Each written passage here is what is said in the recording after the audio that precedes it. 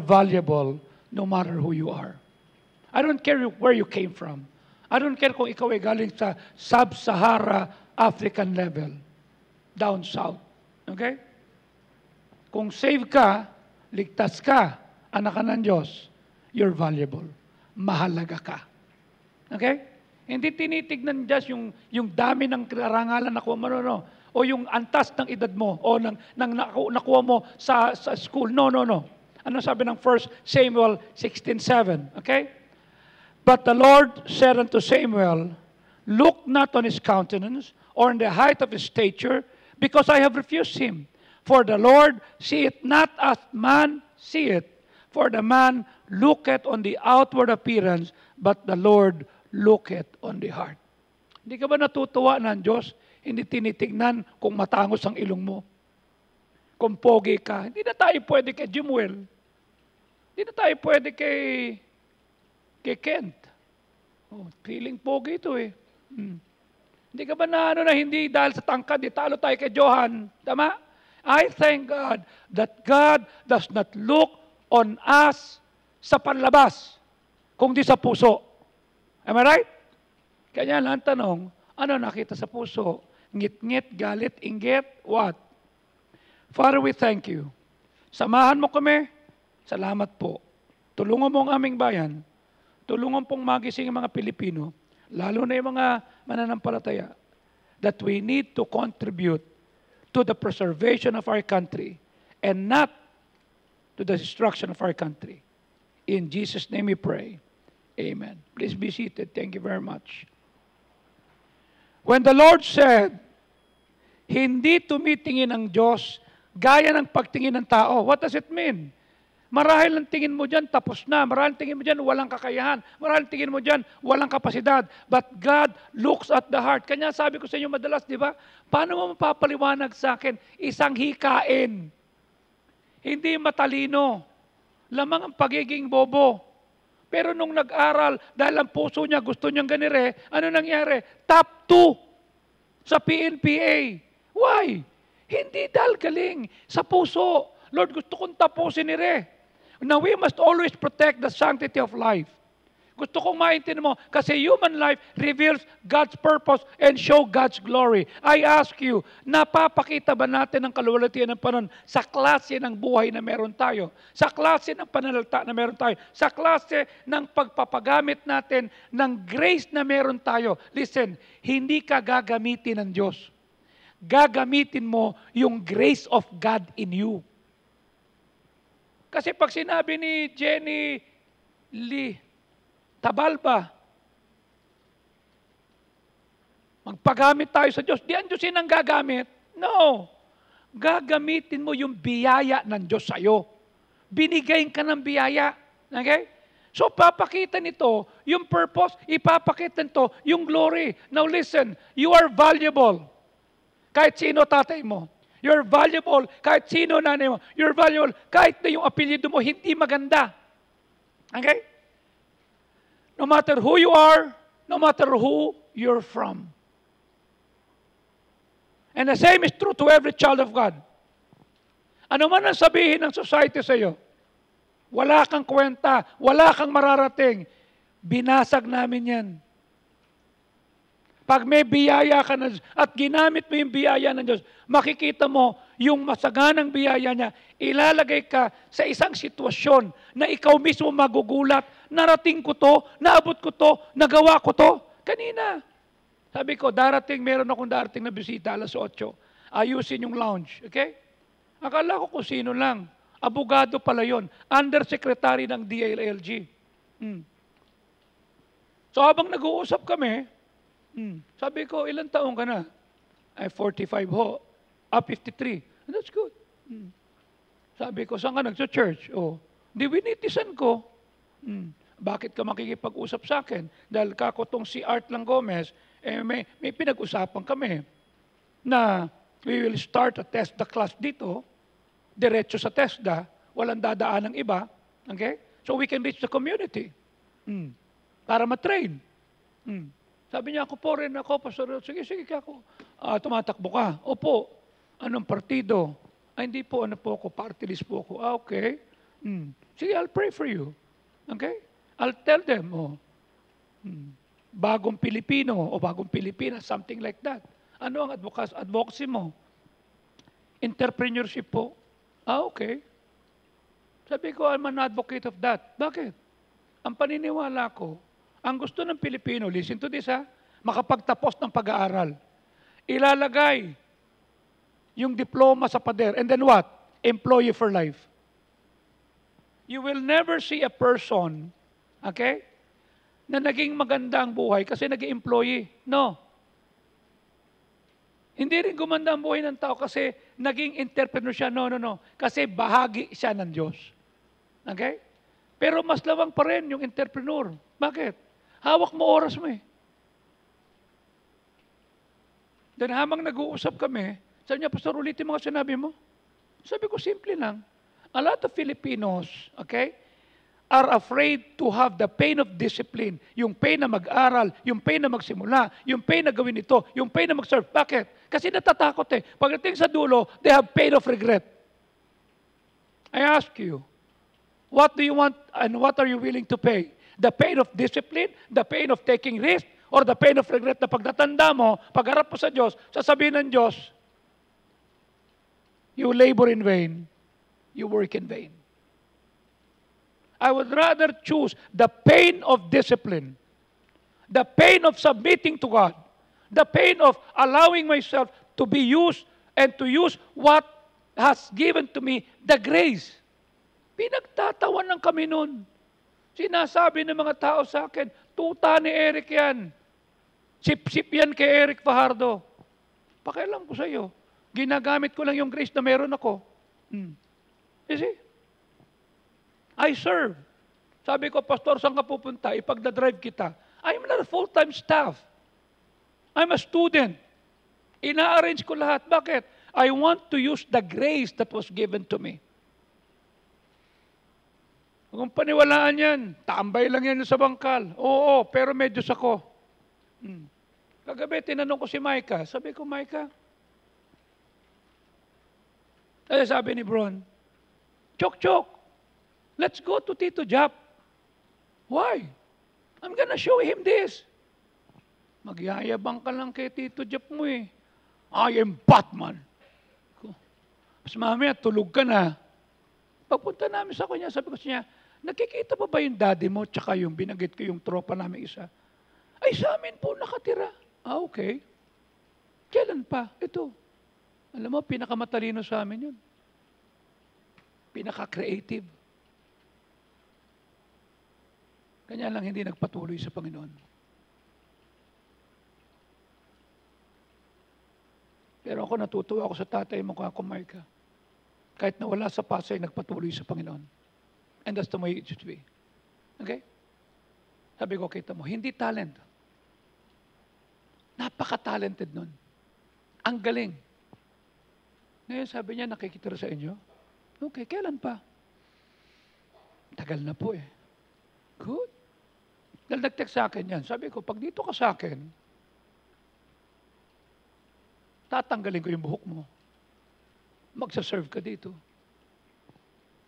Susunod ka. May Bible ka dito, araw-araw. You know? None of us are perfect. Lahat tayo may pagkakamali. You see?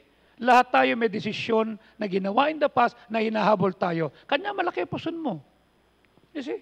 But the Bible tells us that God accepts responsibility for our genetic defects. Yung defects okay? Yung putot ka, di ba? May matangkad ka, ganun eh. Defect yan. Pero yung lumaki yung puson mo kakakain, kasalanan mo yan. Okay? It does not include the problems in our lives na tayo nagdala. Ito yun. So makitang kasukuso mo kasi alam mo nang meron kang rayuma or whatever, kumakain ka pa ng papaitan, ng bopis. Alam mo nang mataas yung blood pressure mo, titikim ka pa, isang kurot lang naman yung pastor eh, ng chicharon. Alam mo nang may problema ka sa tinatawag na blood sugar mo, tumikim ka pa ng donut. hindi kasama yung dinala natin because of our poor choices, like overeating, like smoking, like drinking too much. Okay? But all the genetic weaknesses that you didn't have any say ay bahagi pa rin ng shape mo. Okay? Ibig sabihin, yung defect natin genetically, tama? I wish meron akong katangkad na kagaya ni Alex, di ba? Oh. And genetically speaking, ang lakas lumapang nito. Nakasabay niyo bang kumain yan, Radyo? Ang lakas kumain ng kanin. Tapos ikaw, lahat na ng pagtitipid, Radyo, di ba? Ginawa mo, hindi ka nataba. Ito hindi nataba. How I wish meron tayong genetic na ganyan. Pero regardless of that, kung putot ka man, iba yung genetic mo, may differential sa tingin mo, bahagi pa rin ng shape yan. And I thank God, nasabi ng Panginoon sa 1 Samuel 16:7, at sinabi ng Panginoon kay Samuel, huwag mong tignan ang kanyang muka. Buti na lang, hindi sinabi, ay pango, wag yan. Ay malapad ang noo, wag yan. Hindi pantay yung mata, wag yan. Huwag mong tignan ang kanyang muka.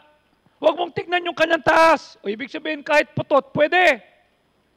Sapagkat itinulit siya ng Panginoon at ang Diyos tumitingin, hindi gaya ng pagtingin ng tao sa panlabas na kanyuan, kundi ang Diyos tumitingin sa puso. Ang tanong ko sa iyo ito, ano nakikita ng puso ng Panginoon sa atin? Pagtitiwala o pagdududa?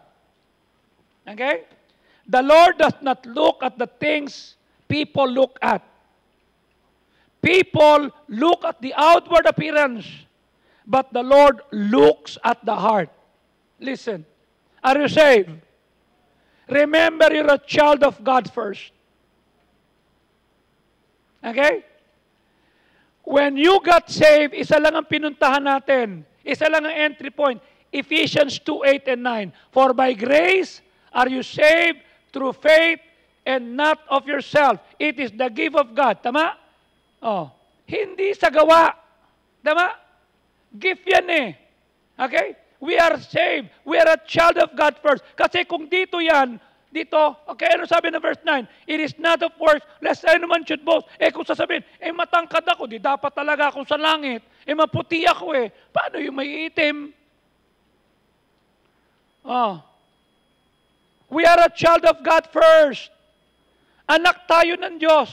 Am I right? Huwag mong kalilimutan yan. Your relationship with God is important. You are a child of God first. Ito yan. Kasi pag dito mo hinanap yung halaga mo, kapos ka. May mas magaling sa'yo. May mas matalino sa'yo. May mas gifted sa'yo. Are you following me? Ito tayo. Okay? Your ministry is not equal to your spirituality. Okay? Hindi porket marami kang ministry, spiritual ka. No. You're a child of God. You see? Pag i-list mo yung identity mo na you are a child of God at pinalitan mo ng ministry, listen, your ministry should not replace your relationship with God. You see? Kanya ako nagsisipag, kanya kaya kong mapagod para sa Panginoon, kanya kaya kong mag-suffer, mag-sacrifice, kasi anak ako ng Diyos. Dahil anak ko ng Diyos, I have the grace of God, okay, na tinanggap sa Kanya, for by grace are you saved, gagamitin ko yung grace ng Panginoon sa akin. You see? Kanya aspect natin, Pastor, kaya po, hindi naman ako napapagod, I'm just okay. Oh. It's not about ministry. Huwag mong ipagpalit yung ministry mo sa relasyon mo sa Diyos. No. Yung relasyon mo sa Diyos, napaka-importante. At pag yan nangyari, pag pinalitan mo ng ministry, yung relationship mo sa Diyos, nakalimutan mong anak ng Diyos, magfa-function ka na lang yan. What does it mean? You're in dangerous territory. Hindi nangyari overnight. Okay? At first, you're just busy. Magsusundo ko, maglilinis ako, tutugtog kami, may practice, kakanta, ito gagawin namin, magtuturo ko sa learning center, ito gagawin ko. Busy ka. And then you don't have time for prayer. Because you've got a ministry and rehearsals to run. Pababayaan mo yung relasyon mo sa Diyos? Kasi may ministry ka. You're a child of God first. What sustains me? When I first became a staff ni Pastor, it's not money. Wala akong inabahan dyan. Wala akong pakialam dyan. It's about my relationship with God. Lord, anak mo ko, tinanggap ko yung grace mula sa iyo, gagamitin ko to.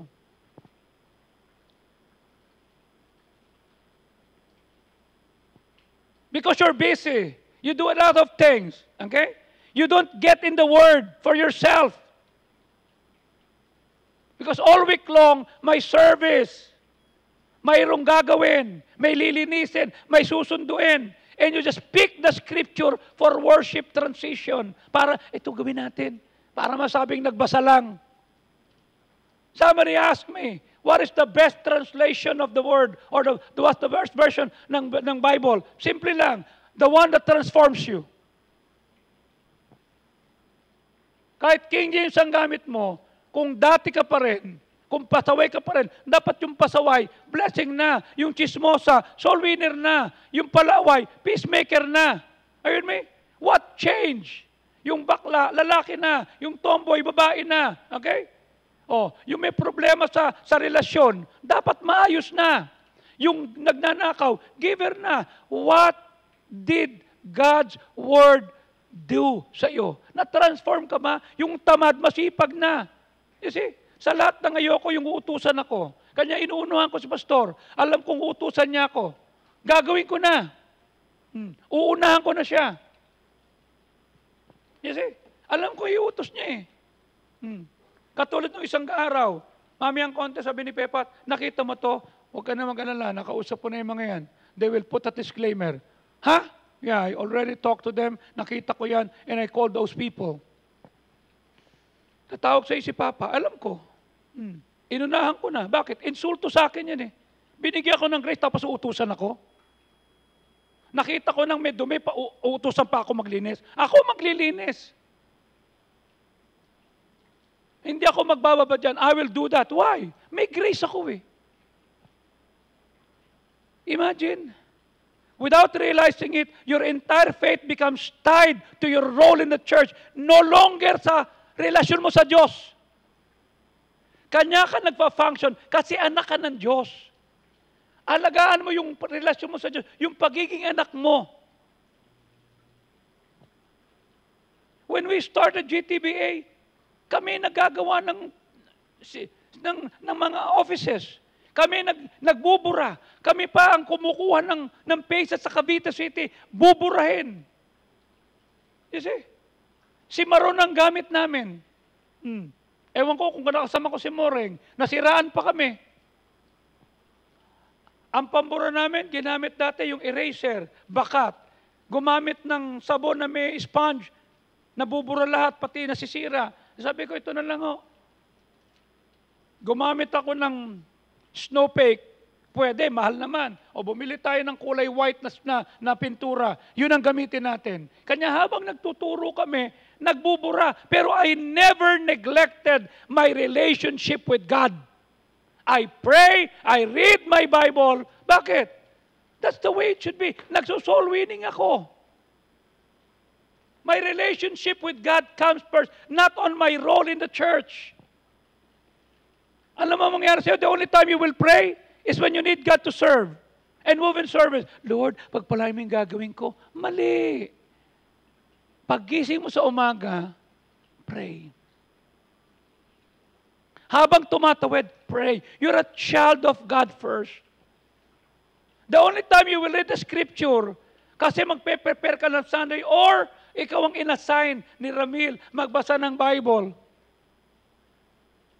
And when ministry becomes your main source of connection to God, ano mangyayari? It may look healthy on the outside, pero sa loob, you're starving. Hindi mo kakayanin. Mapipikon ka sa mga kasamahan mo. Bakit? May magkakamali. May hindi gagawa ng tama. Mapapagod ka. Ano sabi ng Luke 10 verse 39? At sinabi niya sa kanyang kapatid na si Mary na nakaupo sa paanan ni Kristo, na nakikinig ng kanyang salita.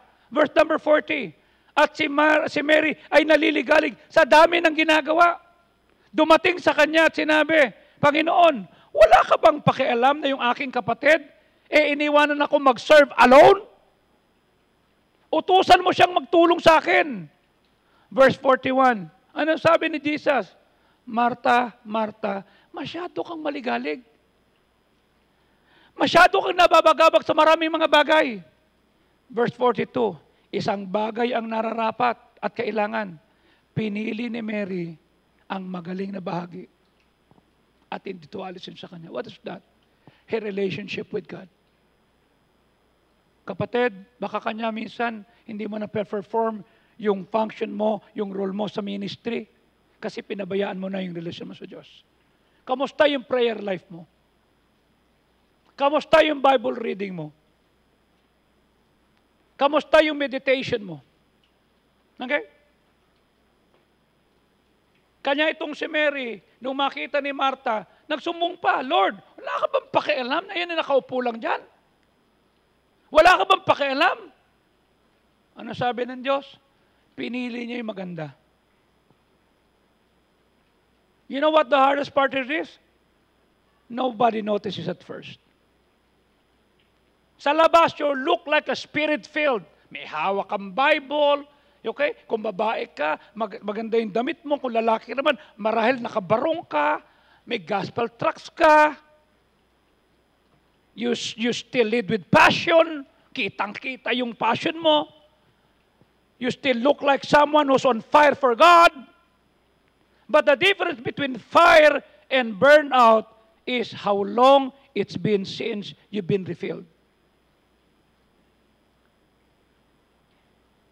Nagpasaksa ka ba ng kapangyarihan sa Diyos? O baka Holy Spirit na lang, hindi Holy Spirit? Okay? Mapapagod ka.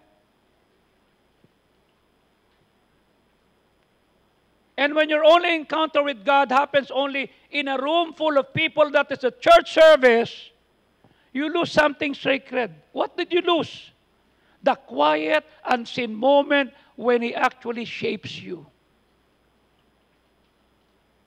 I always ask God, Lord, what more do you want me to do? What else do you want me to live? O ano yung iiwanan ko? Ano yung pupuntahan ko? Anong gusto mong baguhin sa akin? Lord, please tell me. Impress upon me. Eventually, listen, nasa ministry ka. But the weight of the ministry will crush you. Bakit? Hindi ka nakakapit sa Diyos eh. Hindi ka nakakapit on something deeper than the work itself. You will start leading on fumes. Tapos nagtataka ka, bakit parang may kulang? Bakit ganire? Why? The worship does not feel the same. Bakit? Nakalimutan mo anak ka ng Diyos eh. Nagpe-perform ka na lang.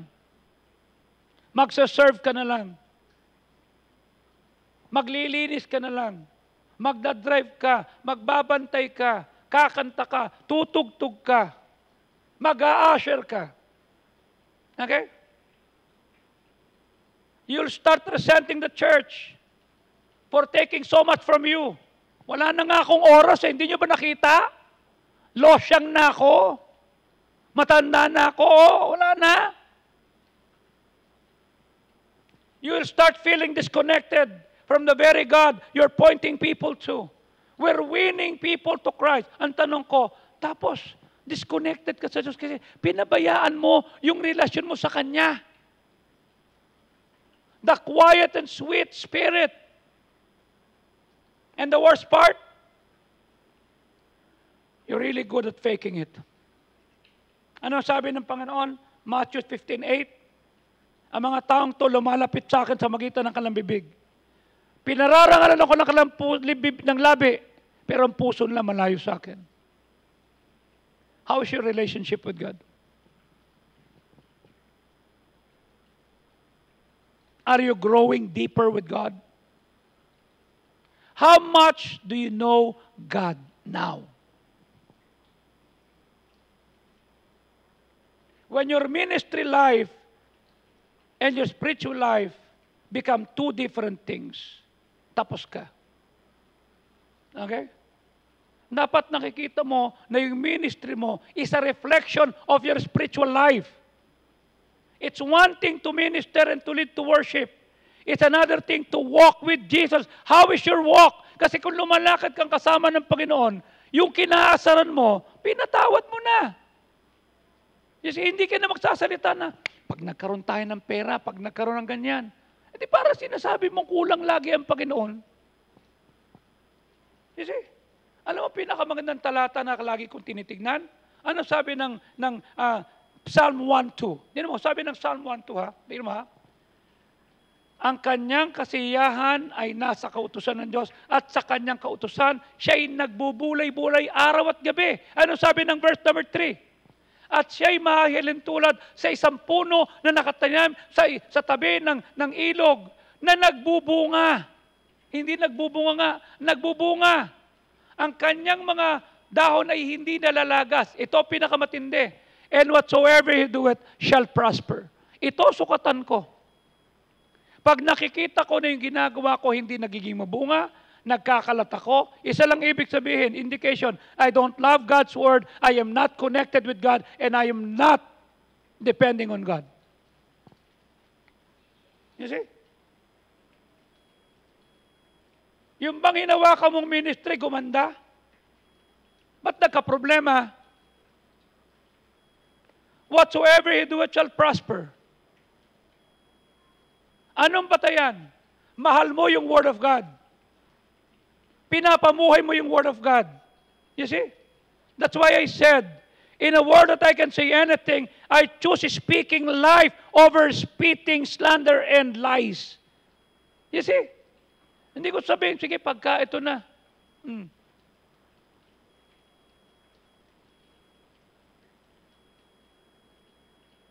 In a world where I can work for anything, I choose to work for the glory of God over the praise of men. In a world that I can follow anything, I choose to follow Jesus over the world's truth and their friends. And I choose not just to talk about Jesus, I want to live like Him. Kanya hindi naging mahirap sa akin na kahit binato ko ng basahan sa mukha, kahit sinabuyan ako ng kape sa katawan ko, you see? Kahit inupakan ako sa pulpito nung isang pastor, hindi ko awayin yan. Bakit? I want to live like Him. I want to love like Him. I want to care like Him. I want to encourage like Him. I want to forgive like Him. I want to serve like Him. I want to change the world like Him. Bakit? Sinasabi ko, nasa akin si Kristo. Dadaling ko siya kahit saan ako pumunta. Okay? One is a role, another one is a relationship. Are you just performing your role? Ako yung guard eh. Ako yung magluluto eh. Ako yung magpapatay ng ilaw eh. Ako yung magsusundo eh. Ako yung magtuturo eh. That's a role. How is your relationship? Okay? The other is public. The other is private. How is your private life? With God. Ano sabi ni David kay Saul? The God who helped me against the lion and the bear is the same God that will help me against this Philistine. What is it? The private victories that he has will help him to give public victories. I ask you,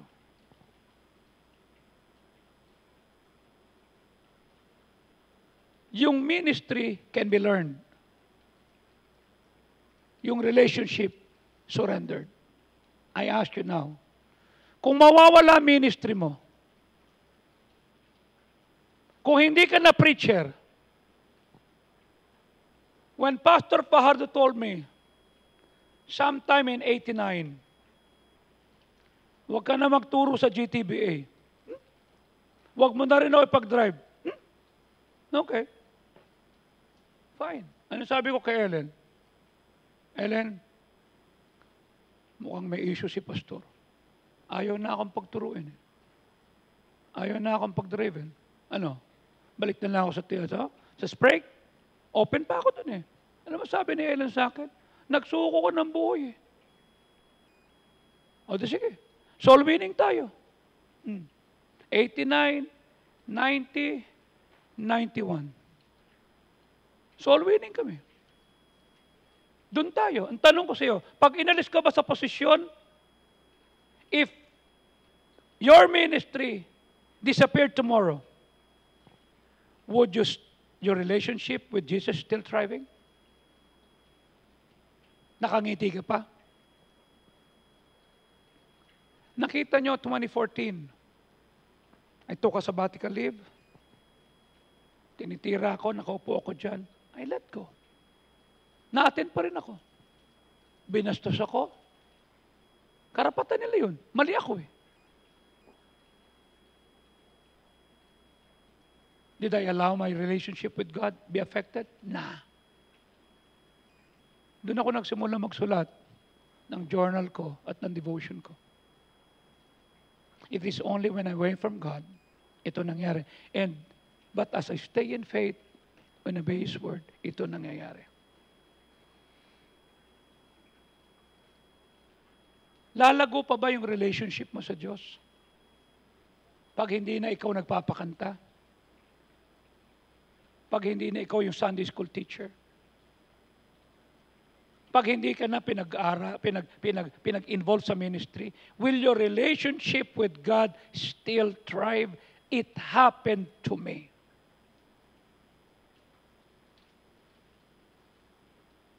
Pwedeng mawala ministry ko. Pero yung relasyon ko sa Diyos, inalagaan ko. Mas lalo kong minahal ang Word of God. Mas lalo ko nag-submit. Bakit? Wala akong pakialam kung paano mo ko tratuhin. Basta I will learn to make my relationship. I'm a child of God first. If the only time you experience God's presence is when you're leading, you have not built a relationship. Nagkaroon ka ng routine. Spiritual ka kasi namumuno. Spiritual ka kasi ikaw pinag-pray. Okay? Pag tinawag ka mag-pray din young people o adult men, ang ganda ng prayer mo, tanong ko sa iyo, pag ikaw lang mag-isa, kamusta prayer mo? Ganyan din? You see? Kamusta prayer mo pag ikaw lang mag-isa? Baka mamaya, konting salita pa lang, tulog ka na. Pero pag nasa altar, ang ganda mo mag-pray. English pa! With pronunciation. Kamusta pagka walang tao? Kagabi, aligaga ako. Pinuntahan namin si si Jap, pinag-pray namin. Sabi ko, Megan, I'm so thankful na you're watching your ate while Kuya Jap is out. Opo, Pastor. Alis na kami baka matulog na tong kamoting to. Di pagsakay namin sa kotse, okay? Sabi ko, Ellen, diyan ka lang sa likod kamusta na si kamote? Dad, tulog na. Look, kasasakay lang, tulog na. Di pagdating namin dito, binaba, hinatid ko si Jeff doon. Sabi ko, Dad, sige na, no. Titignan ko hanggang kumuhay ka sa taas. The same thing, okay? We prayed. Then after that, I received a text. Tol, please pray for Marcel. While her husband was fetching them, kasi si Marcel inutusan ko, pati si LV. Pumunta ng Zamboanga, may pinapaayos ako. Positive. So I need to go there ng April 3 and 4 para ayusin. Tapos yung asawa niya, tinatawagan niya. Listen to this Okay? Tinatawagan niya. Pa, kamusta na? Ba't di ka sumasagot? Ba't di ka sumasagot? Hindi na sumasagot. Finally, may sumagot. Hello, sino po ito? Ako po yung asawa niya. Asan po yung bana ako? Bakit iba po ang sumasagot? Mama ko kayo magagulat Kagabi to. Okay? Na-aksidente po yung asawa niyo nandito po sa Pinuntahan nila. Wasak yung kotse ni Marcel, patay yung asawa niya.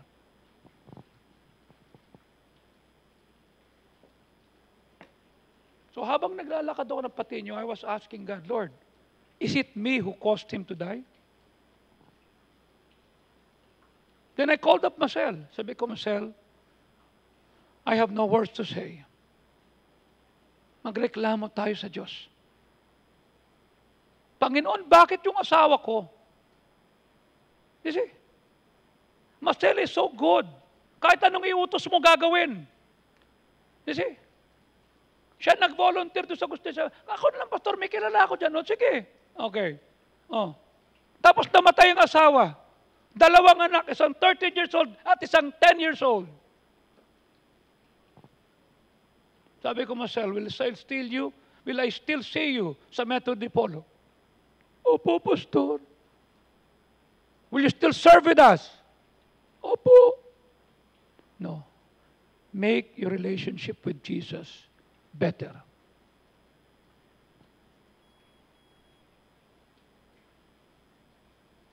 Sabi ko, magreklamo tayo sa Diyos. Ibungyang-yang natin sa Diyos. Then tumawag si Allen. At nag-text si Allen, Pastor, ito nangyari. I'm sorry, nakalimutan kitang i-inform. Tayo ho ba? No. Ito yun. Good. Pero kako, let's do something. Okay? Let us make her feel okay. Masipag yun eh.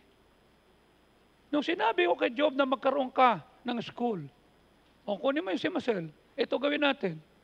And everything she did is good. Hindi umaangal yun. You see? Nakasama mo yun, Ruth. Tama? Pag nandoon ka sa Dipolog, kahit anong iutos ko doon, walang arte. Why? Her relationship with God is good.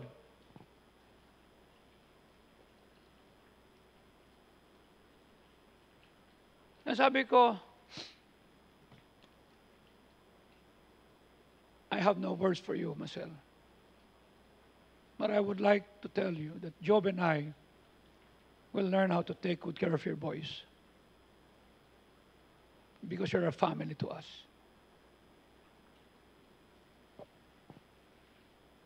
Do you have a routine or a relationship?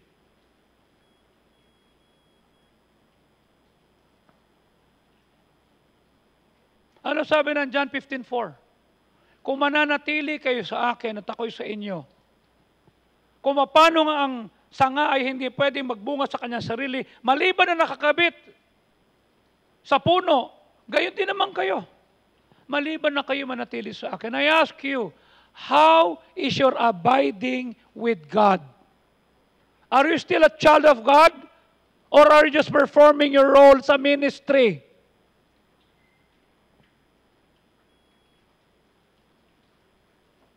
You see? How to get back to what actually matters? Simple lang. Stop using your ministry as a substitute for your personal worship. You're a child of God first. Baka kanya hindi gumaganda yung ministry. Hindi nadadagdagan. Nababawasan pa. Kasi pinagpalit mo yung ministry sa personal relationship at personal worship mo sa Panginoon. So wala kang pinagkaiba sa mga bini. Nagpe-perform lang. O kaya kay Estel. We're not a performer. We're a child of God. Your relationship with God comes first. Kasi pag maganda yung relationship mo, hindi issue yung pagtugtog, hindi issue yung pagdadrive, hindi issue yung pagluhugas ng plato, hindi issue yung paglilingkuran, hindi issue yung kung ano, yung nagbantay or what, hindi issue. Bakit? Kasi lumalago ka sa relasyon. Yun ang iningatan ko. Yung relasyon ko sa Diyos. Kanya sinabi ko nga sa inyo, di ba? Nung sinabi ni Pastor Nable, Pastor Sako, in behalf of this, ikaw na kumuha. Opo, kunin mo. Hindi, dadaling ko po down. Why? My being a servant is not because I'm performing a role. My relationship with God comes first. Lord, what are you teaching me? What are you teaching me? What are you trying to remove from me? Being near the things of God is not the same as being near to God. malapit ka sa gitara, malapit ka sa piano, malapit ka sa saxophone, malapit ka sa ministry, malapit ka sa pagbabantay, malapit ka dyan. I ask you, malapit ka pa rin ba sa Diyos?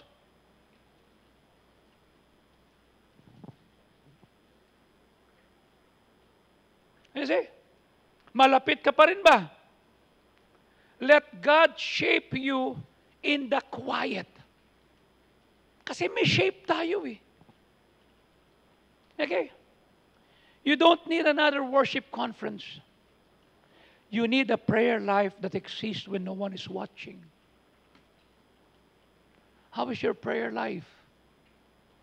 How is your Bible study life? Stop confusing passion for presence. Passion fades. Pagpagod ka na. But His presence sustains you when nothing else does. Kanya sabi ko sa iyo, pag inalis yan, nakatayo ka pa ba? Pinahiya ako. Inalis ako sa ministry. I'm okay. I'm still a child of God. Sabi ni Pastor Jesse Umang, pambira, Pastor ang dami mo ng bracelet. Nung una ako pumupunta sa inyo, yung ganda ng church ni Pastor, yung upo nila, para ka nasa airport. Ay, sabi ko, Jess, iba na. Yun ang natatandaan niya eh. Yung upuan sa taas, nung adult ladies.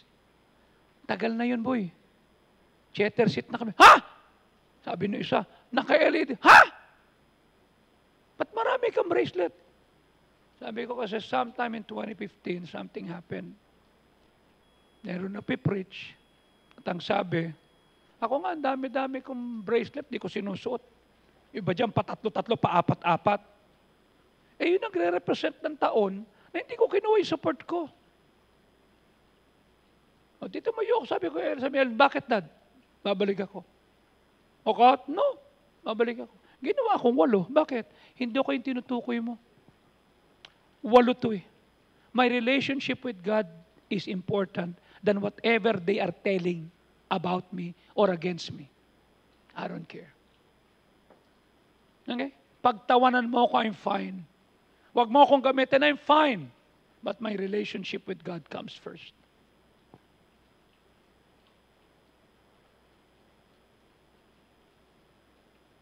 Remember that ministry is an assignment, not an identity.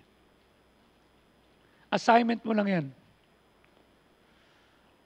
The calling is sacred. The God who called you to Himself before He called you sa pulpit, sa stage, sa ushering, whatever. Ask yourself this hard question. If I have no platform, if I have no title, if I have no public role in the church, would I still chase after Jesus the same way? Will I still serve? Ha? Dinanas ko yan. I still serve. One Wednesday night, may missionarying nandiyan dyan sa Cambodia. Nandiyan dyan ako, nakaupo. Binati lahat, ako hindi. Then paglabas, paumalabas doon. Ay, Pastor Sako, are you calling me? Yeah. Sabi ko, no. Sige lang, okay lang. Okay naman kami. Pastor, kasi po ano eh. No, to explain. I'm okay. Okay? Yun yung panahon na sinabi ni Ramil, ipatong mo yung kamay mo sa Bible. Hindi ako nangaway. Bakit? My relationship with God comes first.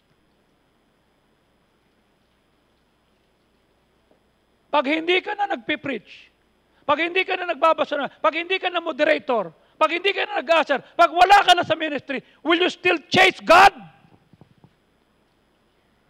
Pag wala ka na sa GTBA, will you still chase God? You're a child of God first. let's be ministers and leaders who seek Him first. Let's be more than passionate.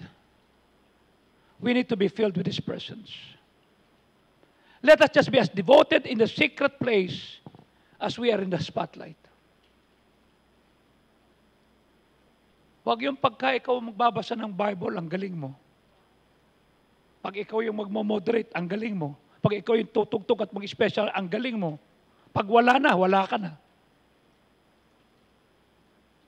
Dapat yung ka pa rin sa secret place, huwag lang sa spotlight.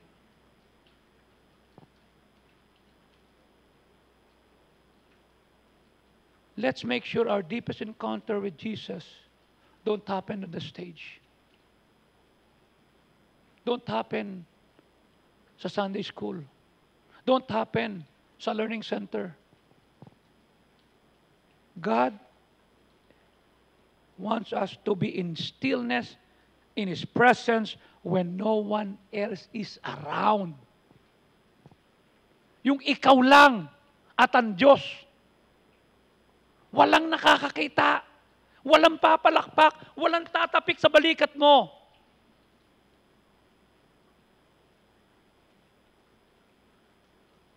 God is not asking for a flawless worship set.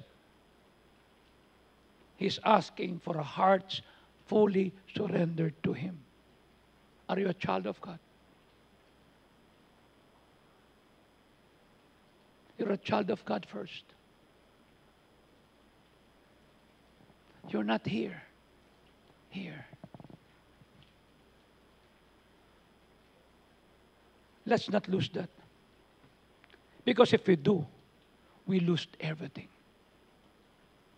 Pag nakalimutan mong anak ka ng Diyos, performer ka na lang. Pakitang tao na lang yan.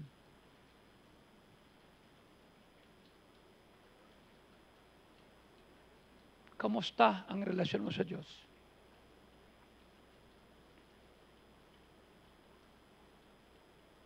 God accepts responsibility because He has a bigger perspective than any human. Kanya dapat connected ka sa Kanya. You know why? He can see what we cannot see. He loves each of us for our potential to do the great things He has planned for us, regardless of your handicaps. Kasi kahit anong gawin mo, may mas magaling sa'yo. So pag hinanap mo yung sarili mo rin kakapusing ka. Pero pag sinabi mo na dito, wala kang problema. You see? I don't like some of our leaders sa Bible mode. But I have to cooperate with them. Why? My relationship to God tells me, even I know that that person, alam ko yan, I have to submit. I will not say, you better earn my respect. Nah. You better earn whatever I would like to obey you and submit to you. No, I will not do that. Why? I'm a child of God. Yung pagiging anak ng Diyos ko, importante sa akin. Si Kristo nga nag-submit sa Ama. Hindi nga pumalag kay Caiaphas. Hindi nakipag-away. Ako pa.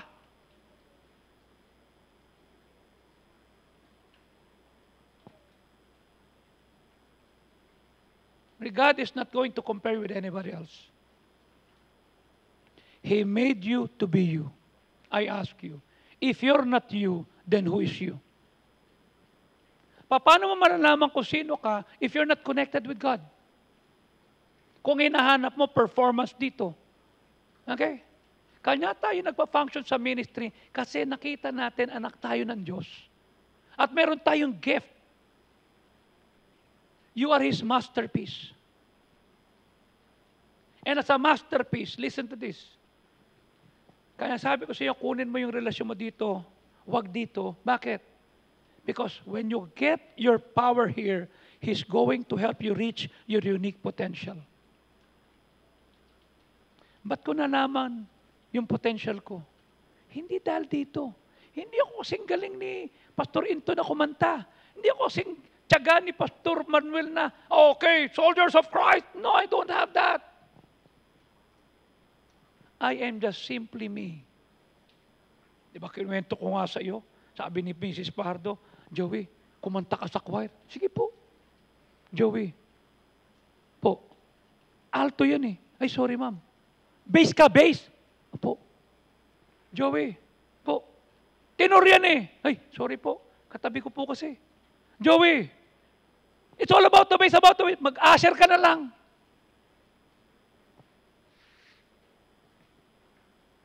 So dito ako kumapit. Nung sinabi ni Pastor Bot sa akin, 96, Tol, huwag ka mag-preach sa amin, alam na namin yan. Ay, napipreach ko. Word of God to. Ituro mo sa amin ang di namin alam. Ano yun? Mag-alaga ng pastor. Bakit? Yun kay. Okay. O sige, total, hindi naman ako nagkukwento lang. I tell them how I serve. Kanya yung effect nga. Nung kinuwento ko nung Monday, Tuesday, Wednesday, yung si Baby Lynn Batula, sabi niya, Boss, good morning po. First time kong gagawin to. Ulin, magbigay ng gospel tracts. Napahiya po ako sa mga testimony niyo.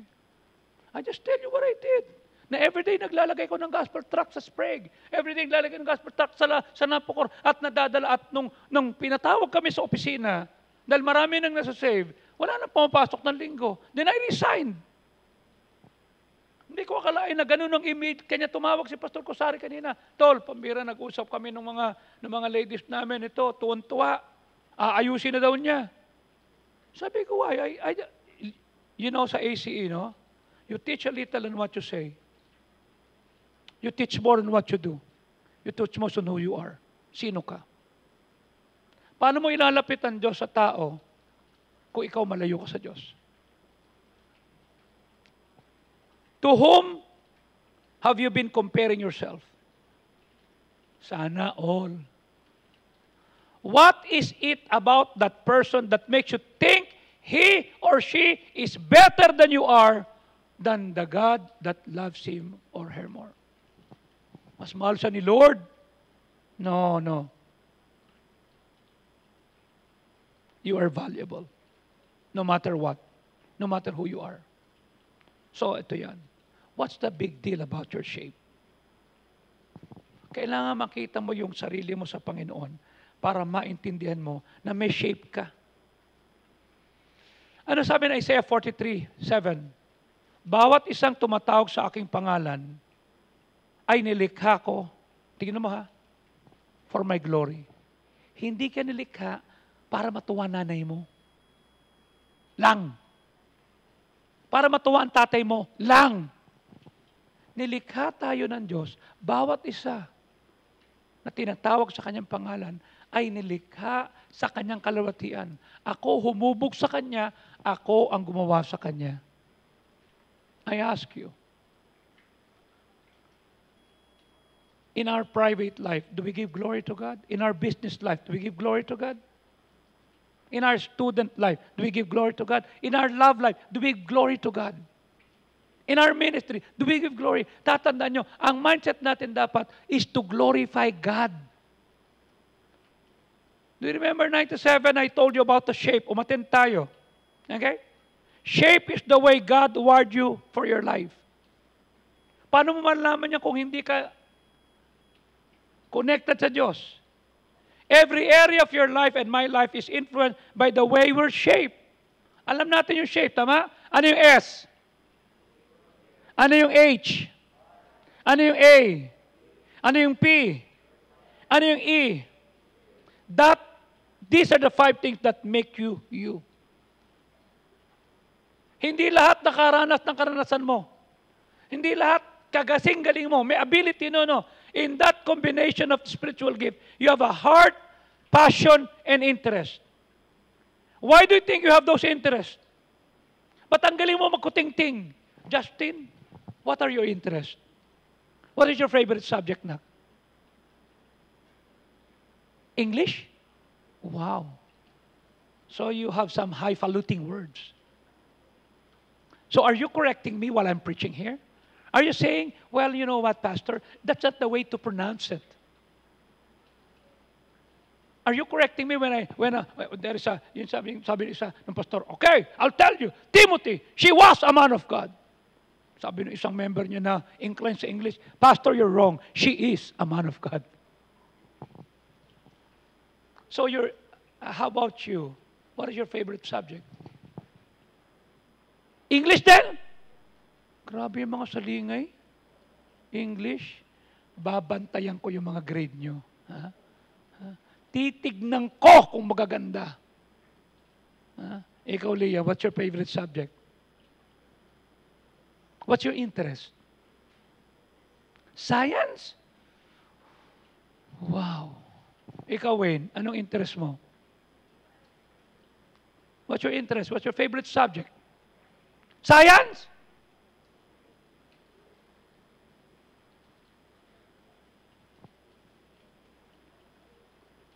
Why do you have that? It's based on your shape. Okay? Because God gave them to you. Paano mo papapaliwanag? Si Ramil na kumukutung-ting ng mga makina, si Marisa na nagtuturo, magkakaroon ng 2 anak na musically inclined. You see? Paano mo papaliwanag si Lisa na numbers, ito namang si Rene, mechanical, magkakaroon ng isang anak na, why?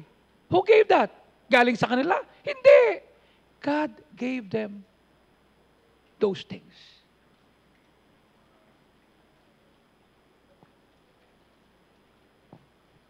If we all like to do the same thing, kaunti lang ma-accomplish natin. Bakit? Lahat science. Paano yung chemistry? Lahat English. Paano yung mathematics? Kanya binigyan tayo ng Diyos ng iba't ibang shape. Bakit? Para mas marami tayong maabot. God made you unique. There's no one else like you. Kanya ito, pakiusap ko sa iyo. You're the only one that this world could ever have. Galingan mo na. Isang tabi mo na yung emosyon mo. Isang tabi mo na yung tantrum mo. Okay? Isang tabi mo na yung mga issues mo. Kasi anak ka ng Diyos. Nakalimutan mo, anak ka ng Diyos. Dahil anak ka ng Diyos, walang pwedeng dumating sa iyo na hindi niya nakita na po-protectionan ka niya. It's not your job to protect yourself. It is God's job because you are His sheep. My sheep hear my voice and they follow me and I know them. Siya magpo-protect sa iyo. Kung ikaw magpo-protect sa sarili mo, tama? Mapapagod ka. Ang daming kamote.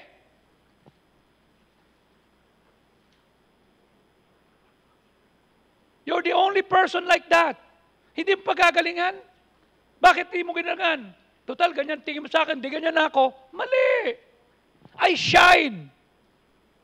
I tap whatever I have. I excavate. Tinignan ko, anong meron ako? Ano pang gagawin ko? Ano pang pwede kong pagandahin? Nga sabi nga nila, Pastor, kinopya na namin lahat ng preaching mo. Pinakita sa akin, 200 preachings mo, Pastor, nandito sa cellphone ko. Iniisa-isa ko yan. Nakita ko yung tiyaga. Sabi ko, tiniktot mo lahat? Opo. Pero ba't pag nag-preach ka rito? Alam mo ba noong Sunday, Pastor? Okay? The fear of having commitment? Oh. Pinrit ko yun dahil baka ako ito. Pero nag-preach ka dito. Na-preach ko na yan yung seed of faith din. Pero ba't iba dating? Sabi ko, hindi ko alam.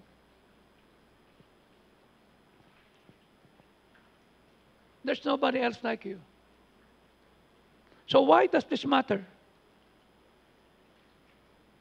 Na anak ka ng Diyos.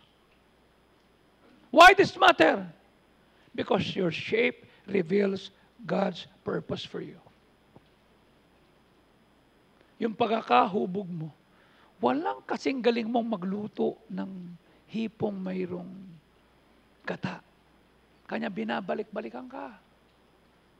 Ano sabi ng Jeremiah 1:5? Bago ka inanyuan sa tiyan, kilala na kita. At bago ka lumabas sa sinapupunan,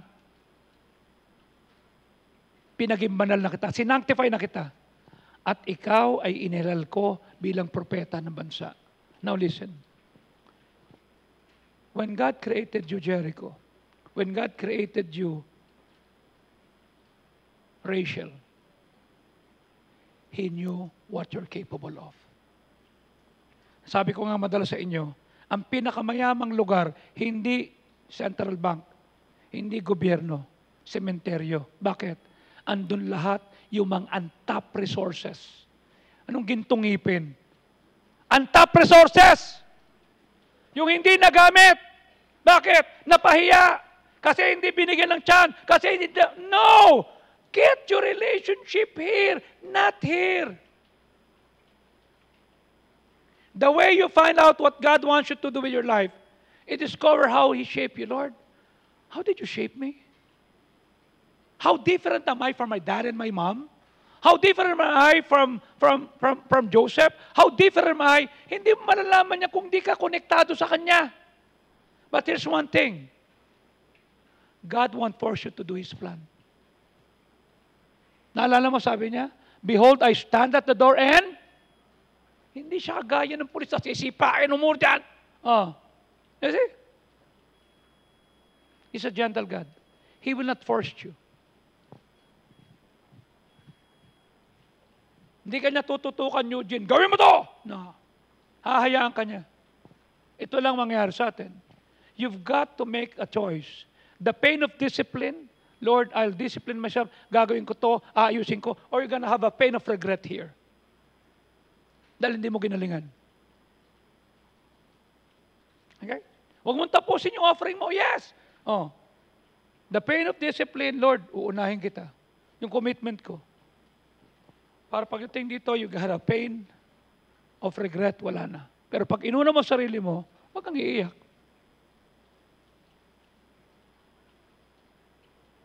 You can waste your life. Pwede mong gumutin yan in all kinds of personal, self-centered things and totally miss God's plan for your life. Young people, hanggat kaya nyo pa, discover your shape. Ano yung pwede mong pang natutunan? Ano pa yung pwede mong makita? Oh.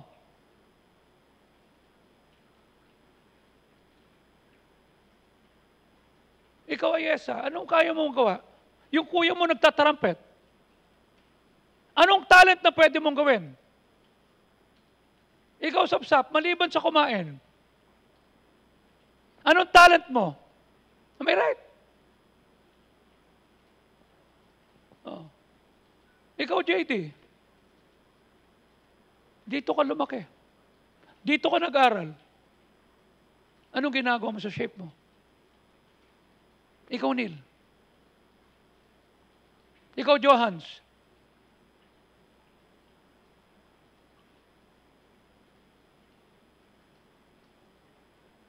Hanggang doon ka na lang, Katyana. Handun lang ang kaya mo, Camille. Johan, hanggang doon ka na lang. Young as you are, discover and develop whatever God has made you and created you. Why? Minsan lang yan. Kaya pag tinitingnan ko sarili ko, I can still play guitar. Kanyang rate on 1 to 10, hanggang 3 lang ako eh. I would rather help people fulfill my dream and let me just excel on whatever I have. In fact, most people do that. That's a tragedy. Tama? That's the way they're so frustrated. Because you're trying to become somebody else you are not designed by God to be.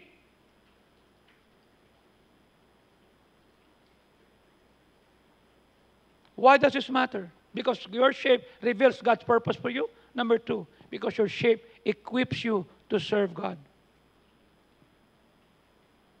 Ito yung sinasabi ko sa inyo kanina. Hindi ka magpapagamit, gagamitin mo. 1 Peter chapter 4, verse number 10. At kung papanong ang bawat isa tumanggap ng kaloob. We receive a gift. So anong sabi? Even so, minister, mag-serve tayo one to another. Hindi yung gusto mo lang. Hindi yung kabati mo lang. Hindi yung na-earn lang niya. Hindi yung katsaba mo lang. No. One to another. Why? As a good steward of the manifold grace of God. Will you waste the grace of God in you? Kasi asar ka, kasi inis ka, kasi hindi mo gusto yung nagpapakanta, hindi mo gusto yung nagbabasa ng Bible, hindi mo gusto yung moderator, hindi mo gusto yung usher. Will you waste the manifold grace of God? You see? Ako wala akong pakialam kung kailangan mo ko o hindi, kung gusto mo ko, hindi. Wala akong pakialam yan. Gagamitin ko yung grace of God. Yan, pag sinasabi ni Pastor Benny, gusto mo to? Yeah, punta tayo, agusin ko yan. Okay ka lang? Yeah. May pinuntahan akong isang conference dahil sabi ni David Gibbs, hey, Pastor Sako, I heard about your summer fun and I would like to learn about that. Okay. Can you come to this church? Yeah, I'll come. Pumunta ako doon. Pagpunta ko, ayaw paramte sa akin dahil may mga harang-harang. O, sige. Sabi ni David, can we just see it? Can we meet at the hotel? Okay. Nandun yung host, nandun kami. Sige lang. And if, nung gabi, pumunta kami ni na Pastor Benny. Hindi kinilala si Pastor Benny. Hindi binate. Sabi ka, alis tayo. No, stay ka dyan. Bakit? Kilalanin ka, hindi, stay tayo rito. Nag-stay. Okay? Speaker na si Paul Chappell. Then Paul Chappell was asking, who's this guy? Who are these people? Why? They're not even recognized. And a lot of people were asking for a signature. Tayo kaya natin pumunta. Siya hindi nga kayang pumunta. Okay? Why? Let's use the gift of God.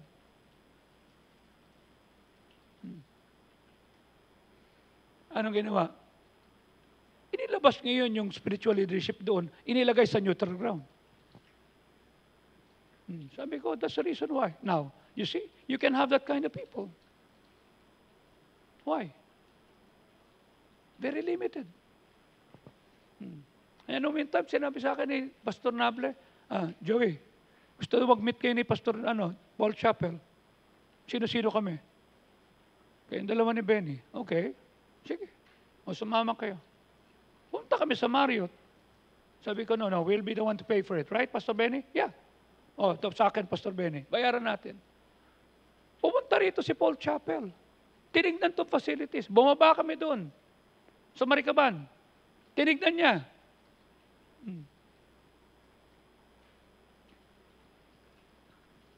Are you using the gift to serve? Are we being recognized there? Nah! Kailan ba i-recognize? Ano sabi ng 4:10?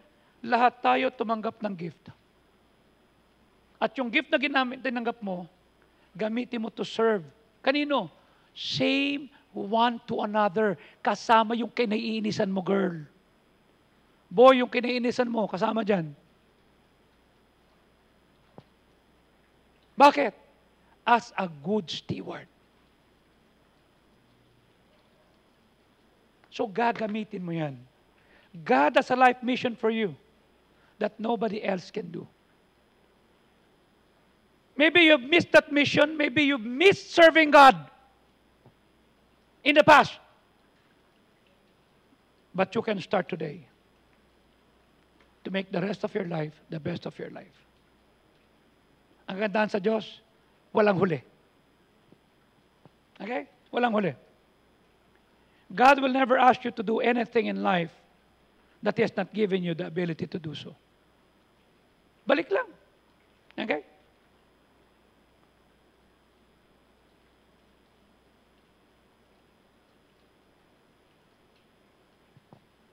Your shape reveals, your shape equips. Number 3, because life is a test. May binigay ang Diyos sa'yo. Ginagamit mo. Ano sabi ng Matthew 25:14? Sapagkat tulad ng isang tao na pumaroon sa ibang lupain, tinawag niya ang kanyang mga alipin at binigay sa kanila yung mga goods. Verse number 15. Ang isa ay binigyan ng 5, isa ay binigyan ng 2, ang isa ay binigyan ng 1. At bawat siya binigay ayon sa kanilang kakayahan at siya ay umalis. Verse number 16. At yung tumanggap ng 5, nakipagkalakalan at kumita ng 5.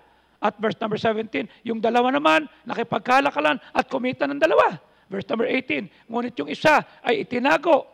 Verse number 19, at pagkatapos ng mahabang panahon, Dumating ang servant and they reckoned it with them. Anong sabi niyan? Hey, magbibigay ka ng sulit. Verse 20. At tumanggap ng 5, dinala yung 5, Panginoon, yung binigay mo sa akin. Okay? Aba, kumita pa ako ng 5. Verse number 21. At sabi na Diyos sa kanya, mabuti at tapat na alipin. This is the one that I want you to see. No pain of regret here. Ikaw na matapat sa maliit, sa kaunti, gagawin kitang ruler of many cities. What is that? Capacity. Character, competence, capacity. Ano sabi? Enter thy into the joy of the Lord. Celebration. Verse number 22. Yung tumanggap ng 2, Panginoon, yung binigay mo, 2 rin ang nakatanggap ko. Verse 23. Mabait at tapat na alipin. Naging tapat ka sa kaunting bagay. Ikaw ay gagawin kong ruler of everything. Celebration capacity. Verse 24. Ngunit ang tumanggap ng 1, alam kong ikaw ay matigas ang puso. Ikaw ay nangangalap na hindi ka nagtatanim. Verse number 25. I was afraid. Tinago ko. At narito na yung binigay mo sa akin. Ano sabi sa verse 26? Ikaw na masama at tamad na alipin, alam mo ako'y kumukuha nang hindi ako nagtatanim. Verse 27. Sana pinangutang mo na lang yan para kumita. Verse 28. Kunin ang nasa kanya, ibigay do 10. Verse number 29. Sapagkat ang bawat isa na binigyan ay dapat managana. Yung sa kanya na hindi ginawa, kunin, ibigay. I ask you, will you have a pain of regret kasi hindi mo ginamit? Or you'll have a celebration? If you're a follower of Christ, this life is a preparation for the next life in heaven. God says, I'm giving you a test. I will test you. Bibigyan kita ng gift. What will you do with what I gave you? Based on what you do and how you use it, I will determine what I'll give you in heaven for eternity. I ask you, will you enjoy heaven? Kung sumusunod ka lang kasi ikaw ang leader? Paano pag hindi ka na leader? Paano pag hindi ka na pinatatayo sa pulpito? Paano pag hindi ka na pinagkatiwalaan? Paano pag pinagalitan ka? And we close with this. Why does this matter? Shape reveals, shape equips, life is a test. Letter D, because it shows God's glory. Pag ginamit mo yung gift mo, pinatisikat mo ang Diyos. Why?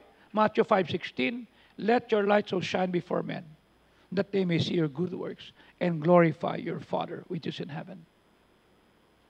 Pag ginamit ko yung shape ko, pag ginamit mo yung shape mo, you do what God made you to do, it not only feels good, it glorifies your Father in heaven. Kaya pag pinagkait mo yan, kasi inch ka, basar ka, okay? Pinahiya ako eh. Pinagalitan ako eh.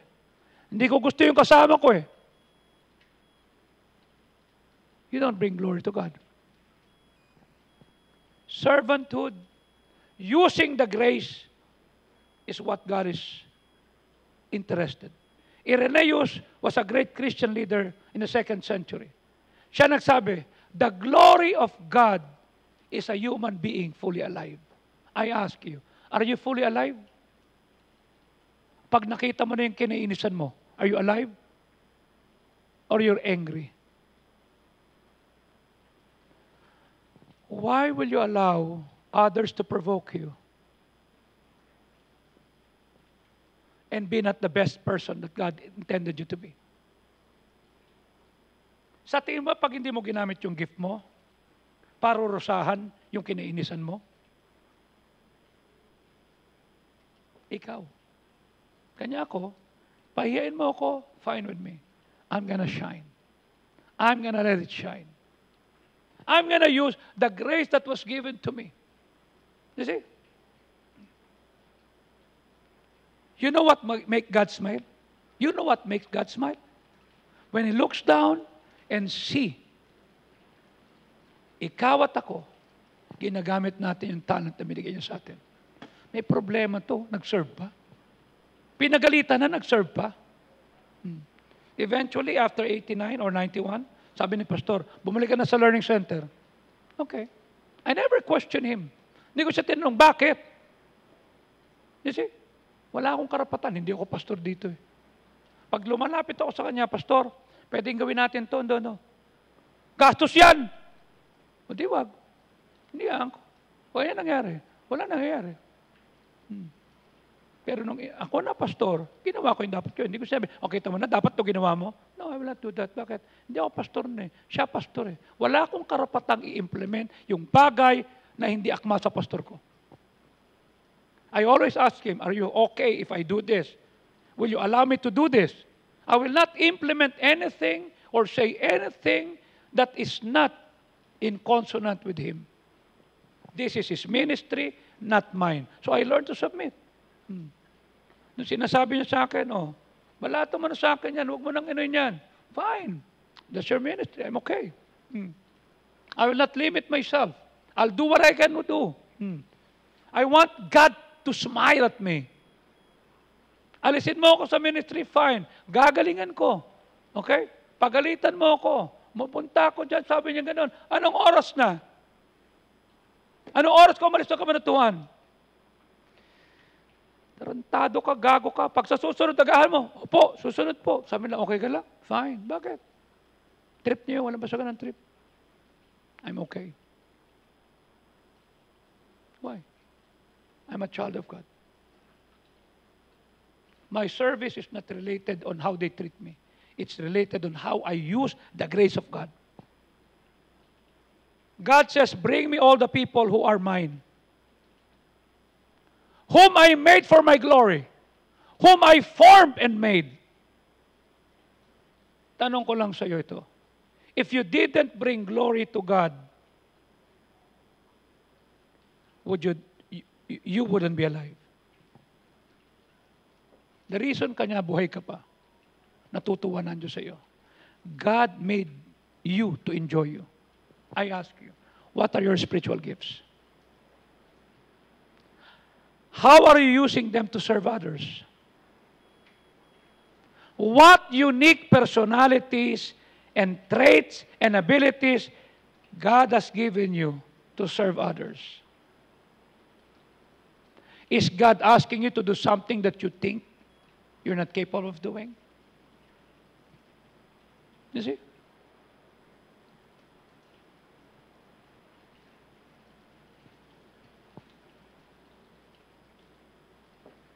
Kanina madaling araw, umalis yung mga pastor.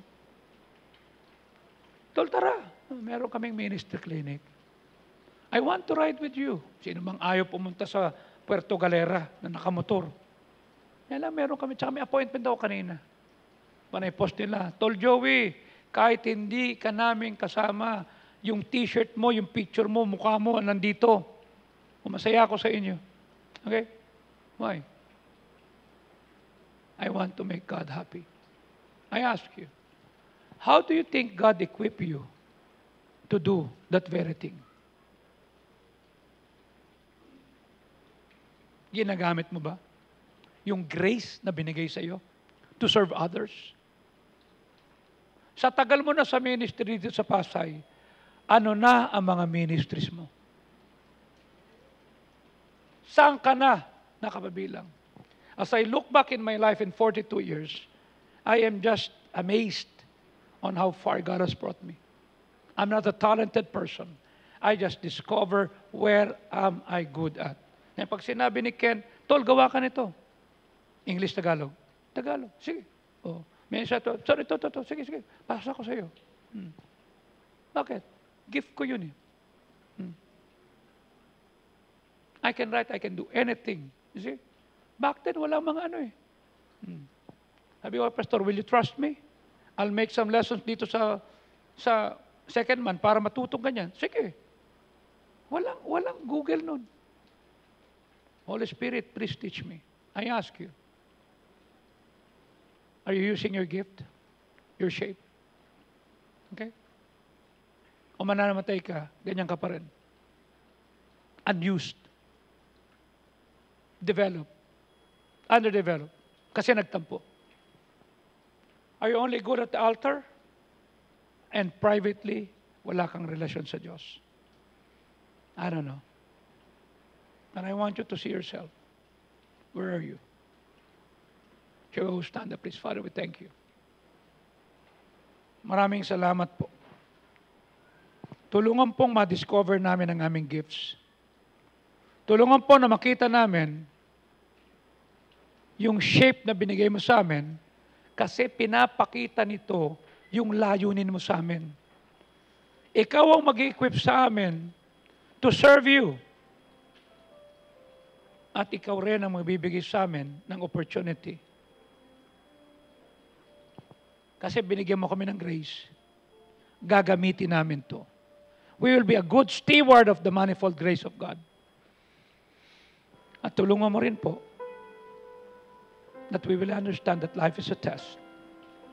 And we would like to make you smile by allowing our gift to show your glory. Will you come at the altar now? God bless you.